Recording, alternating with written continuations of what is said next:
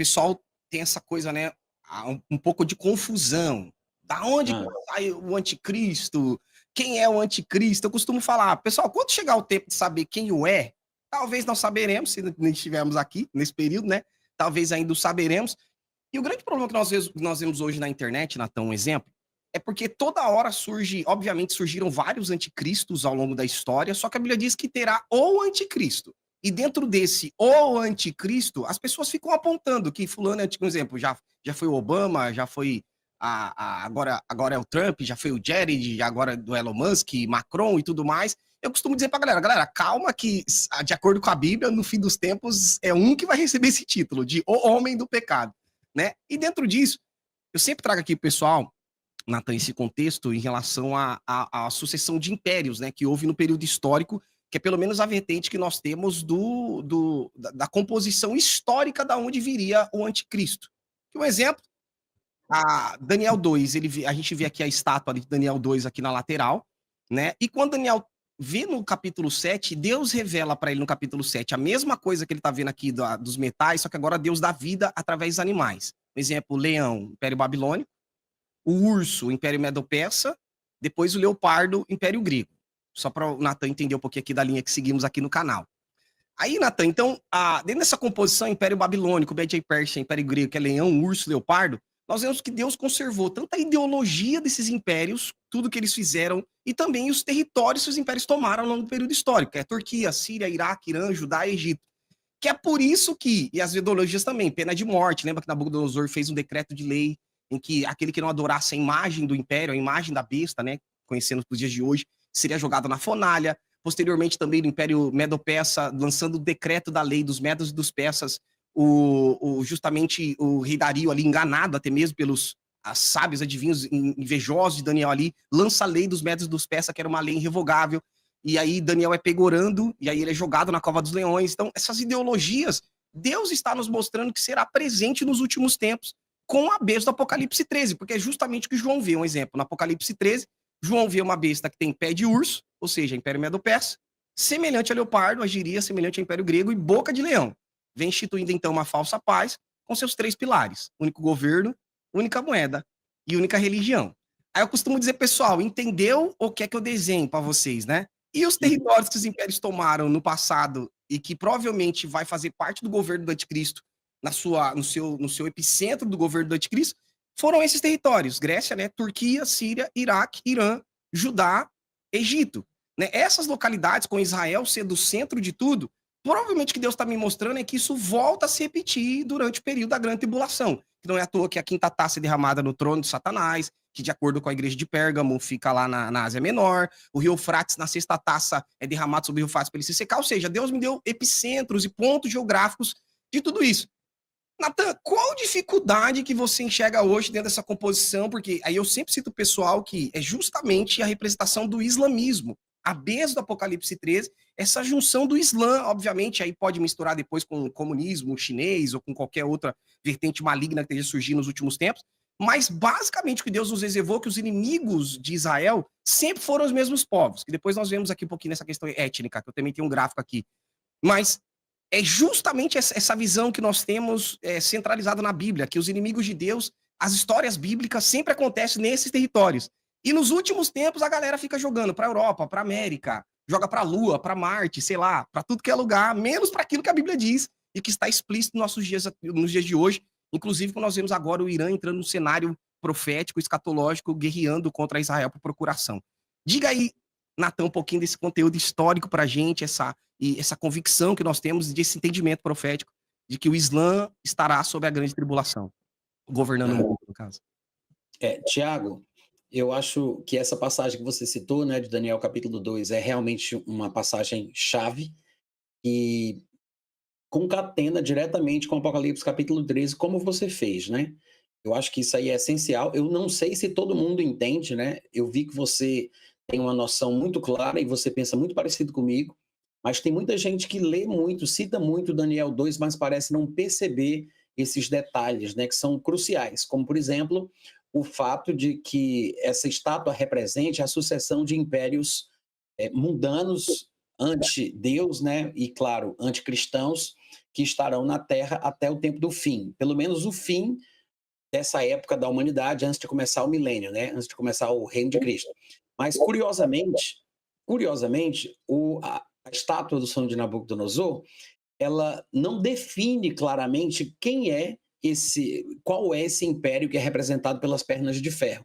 Há uma divergência, né, muito grande, há controvérsias ali na interpretação da estátua em relação às pernas de ferro, inclusive muitos amigos meus, colegas meus pré-tribulacionistas, quase conseguem dizer que está na Bíblia que vai ser o Império Romano, mas a verdade é que os únicos nomes citados são esses que você falou, né? O Império Babilônico, o Império Medo-Persa e o Império Grego. E para aí, o livro de Daniel, ele descreve claramente os nomes desses impérios sucessivamente, em cada capítulo há uma descrição mais detalhada de cada um deles, e eu acho que isso é uma chave importante. Ou seja, o Império das Pernas de Ferro não foi citado pelo nome, talvez até de propósito, para que isso ficasse em suspenso, porque a sucessão dos impérios da estátua não parecem ser necessariamente cronológicos, necessariamente, mas principalmente proféticos. Ou seja, se a gente fosse na cronologia, na linha do tempo, né, logo depois do Império Grego, tudo bem, teve o Império Romano. Mas só que a questão ali é profética e não necessariamente cronológica, porque as características previstas para esse império, elas são detalhadas no livro de Daniel. Se os pré-requisitos da profecia não são cumpridos pelo próximo império, no caso, depois do Império Grego vem o Romano, se não são cumpridos os pré-requisitos, obviamente aquele império não se encaixa. E assim iria se buscando sucessivamente, até que, ao longo da história, o próximo império que cumprisse aquilo ali se encaixasse nessa sucessão profética, né? Não é uma sucessão necessariamente cronológica, mas é especificamente profética. Agora, o que é interessante é que o próximo império ele tem que ser representado pelas pernas de ferro, que aparece lá na estátua, ele tem que ser uma extensão da divisão em dois que ocorreu no último império citado. Qual é o último império citado? O Império Grego. O Império Grego ele começa como um bloco só, representado ali pela parte de bronze no meio do peito, né? E aí, à medida que ele avança e Alexandre o Grande morre, os generais deles divergem entre si, começam a brigar, o império também se divide e cada um assume uma região do antigo Império de Alexandre. Praticamente no fim só vai sobrar dois dos generais, que vai ser Seleuco ao norte, Ptolomeu ao sul, no norte da África, no Egito, como você mencionou, e a sede do Império de Seleuco vai ser Antioquia, e esses dois impérios vão criar duas dinastias, ou seja, sucessões de filhos e filhos que vão ali durar e lutar entre si durante muitos anos. Essa divisão em dois que acontece no Império Grego, ela tem que ser vista no próximo império, que vai ser uma extensão dessa divisão em dois do último império. Então, isso por si só já excluiria a possibilidade do Império Romano ser esse império representado nas pernas de ferro, porque o Império Romano ele não começa dividido em dois, ainda que uma divisão em dois vá acontecer, essa divisão ela não é igualitária, como representado ali nas pernas, que começa igual e termina igual, porque se fosse usado a divisão em dois do Império Romano em Ocidente e Oriente para justificar essa representatividade nas pernas de ferro, seria uma estátua cotó, né? Uma perninha pequena e uma perninha grandona, o que não faria o menor sentido. Além disso, as sedes do Império Romano do Ocidente e do Império Romano do Oriente, elas estão em lugares diferentes das sedes do império que se dividiu em dois, que é o Império Grego. Isso quer dizer o seguinte, que o próximo império representado pelas pernas de ferro deveria ter suas sedes ao norte e ao sul de Israel, exatamente como foi o império anterior, que foi o Império Grego. O Império Grego, quando se divide em seu estado final, nessa divisão em dois, ele está com uma sede ao norte, em Antioquia, e está com uma sede ao sul, na região norte ali da África, né, no Egito. Então, o próximo império tem que ser uma extensão dessa divisão em dois, o que não tem absolutamente nada a ver com o Império Romano. Essa não é a única questão importante da gente observar, que o Império do Anticristo não poderia estar sendo retratado pelo Império Romano por causa dessa questão da estátua, não é a única coisa que mostra que o Império Romano não se encaixa, ele não cumpre os requisitos proféticos. E outra coisa importante é o fato de você ter citado aí Apocalipse 13 também, que liga direto com essa situação, porque em Apocalipse 13, quando ele fala dessa besta que se levanta do mar, que nós acreditamos ser uma representação do reino do anticristo, do reino que ele vai se apossar e vai ser chamado de reino do anticristo, as descrições do texto em Apocalipse capítulo 13 são exatamente essas que você colocou, né? Ele tem, o bicho tem a aparência do leopardo, ele tem a boca do leão e ele tem os pés do urso. Ou seja, as três nações que aparecem no texto de Daniel, provavelmente representando ali o Império Babilônico, o Império Medo-Persa e o Império Grego, né? Elas aparecem nesse bicho. É uma conglomeração, né? Um conglomerado de nações, uma confederação de nações, uma coalizão, onde eles se unem numa espécie de império. Só que a aparência, ou seja, o que predomina, né, a aparência do bicho é a do leopardo, o que quer dizer que provavelmente o Império Grego, pelo menos nessa fase final, nesse estado final, né, ele vai ter uma relevância muito grande. Claro que eu não estou dizendo aqui que vai ser o Império lá da Grécia, mas eu estou me referindo a essa fase final do Império Grego, onde ele fica sediado ali na Antioquia, que está exatamente ao norte de Israel. É mais provável que esse reavivamento desse antigo império, ele venha justamente da mesma região onde terminou o Império Grego, ali ao norte de Israel. Então eu penso bem por aí, acredito exatamente assim, né? E a questão do islamismo não tem como deixar de fora, porque toda aquela região, por mais que antigamente ela tenha sido cristã, o cristianismo ele floresceu ali, né? Teve a igreja de Jerusalém como a primeira igreja, mas uma das igrejas mais importantes depois da igreja de Jerusalém foi justamente a igreja de Antioquia. Era exatamente ali onde estava Paulo, né? Ali mesmo, naquele lugar.